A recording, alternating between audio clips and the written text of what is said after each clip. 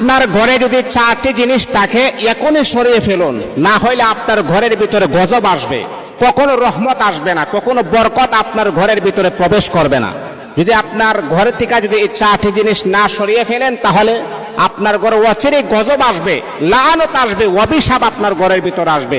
লক্ষ লক্ষ টাকা পয়সা ইনকাম করতে পারবেন, কিন্তু আপনার ঘরের ভিতরে কখনো শান্তি হবে না, আপনার ঘরের ভিতরে কখনো রহমত প্রবেশ করবে না।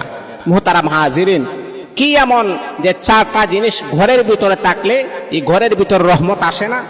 এর মাঝে 1 নাম্বার হচ্ছে আল্লাহর রাসূল বলেছেন, যেই ঘরের ভিতরে প্রাণীর ছবি থাকবে, কুকুরের ছবি থাকবে, সেই ঘরের ভিতরে কখনো রহমতের ফেরেশতা প্রবেশ করবে না।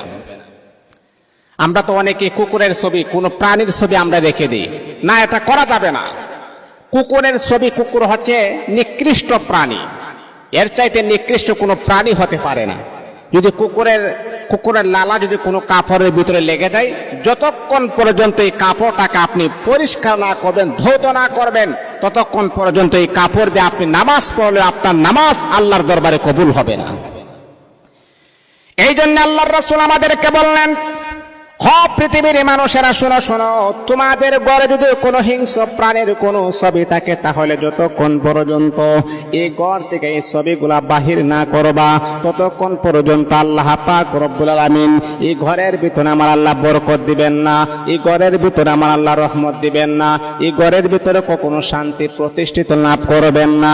এই জন্য মুসলমান বন্ধুরে আমার, আপনার ঘরের ভিতরে যদি কুকুরের ছবি থাকে, অচিরে এই ছবিগুলাকে বের করে নিতে হবে, অন্যথায় এই ঘরের ভিতরে রহমতের ফেরেশতা কখনো প্রবেশ করবে না।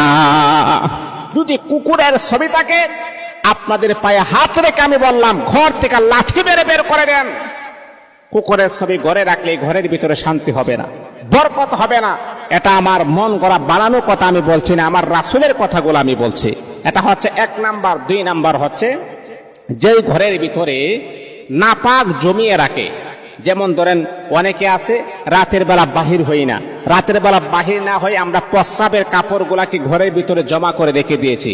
আল্লাহর রাসূল বলেছেন, যেই ঘরের ভিতরে নিকৃষ্ট নাপাক বস্তু, নাপাক জিনিস জমিয়ে রাখে, এই ঘরটা দুর্গন্ধ হয়ে যায়, এই ঘরটা অপরিষ্কার হয়ে যায়। যেই ঘরের ভিতরে দুর্গন্ধ থাকবে, যেই ঘরটা অপরিষ্কার থাকবে, যেই ঘরের ভিতরে এত দুর্গন্ধ, দেখবেন প্রস্রাবের যে দুর্গন্ধ, পায়খানার গন্ধ থেকে প্রস্রাবের দুর্গন্ধ অচিরে অনেক খারাপ। এই প্রস্রাবের দুর্গন্ধ যদি আপনার ঘরের ভিতরে থাকে, তাহলে কখনো রহমতের ফেরেশতা আপনার ঘরের ভিতরে প্রবেশ করবে না। এই জন্য মা বোনদেরকে আমি বলবো, অনেক সময় দেখা যায় ছোট ছোট বাচ্চারা যখন প্রস্রাব করে, তখন প্রস্রাবের কাপড়গুলা কিন্তু আমরা ঘরের ভিতরে জমা করে রাখি। না মা, আপনি প্রস্রাবের কাপড়গুলা ঘরের ভিতরে জমা করে রাখবেন না। যদি জমা করে রাখেন তাহলে আপনার পুরাটা ঘরটা কিন্তু অন্ধকার হয়ে যায়, পুরাটা ঘরটা নিকৃষ্ট হয়ে যায়। প্রস্রাবের দুর্গন্ধের কারণে, এমন নিকৃষ্ট গন্ধের কারণে রহমতের ফেরেশতা আপনার ঘরে কখনো প্রবেশ করবে না।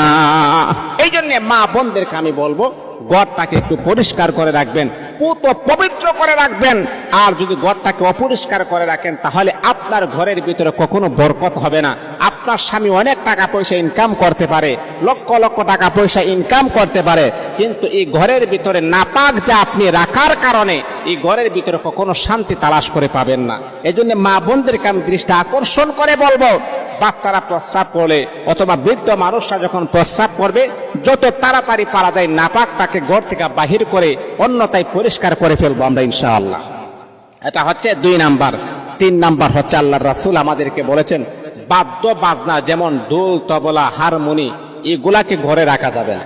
কারণ আমার রাসূলকে আল্লাহ পাক পৃথিবীতে পাঠিয়েছেন গান বাজনা, বাদ্য বাজনার এই আওয়াজকে বিলুপ্ত করার জন্য, ধ্বংস করার জন্য। এই জন্য এই শব্দগুলা বা এই আইটেম গুলা আমাদের ঘরের ভিতরে কখনো রাখা যাবে না। এই শব্দগুলা বা এই হারমোনিয়াম গুলা যদি আমাদের ঘরের ভিতরে রাখি, তাহলে কখনো এই ঘরের ভিতরে রহমতের ফেরেশতা প্রবেশ করবে না। আর 4 নাম্বার হচ্ছে ঘন্টি। ঘন্টি, এই ঘন্টি কিন্তু হিন্দুদের ঘরের ভিতরে থাকে, হিন্দুদের জিনিস, একজন বিধর্মীদের প্রিয় জিনিস, একজন খাঁটি মুসলমানের ঘরে কখনো রাখতে পারে না। এই 4টা জিনিস যদি আমি আপনি ঘরের ভিতরে রাখি, তাহলে কখনো আমার আপনার ঘরের ভিতর রহমত আসবে না, বরকত আসবে না। এই রহমত বরকত থেকে যদি আপনি বঞ্চিত হয়ে যাবেন, আর মা বোনদেরকে আমি বলবো, যদি রহমত বরকত যদি আপনি পেতে চাই, তাহলে এই জিনিসগুলাকে আমরা লাথি মেরে ঘর থেকে বের করে দিব ইনশাআল্লাহ।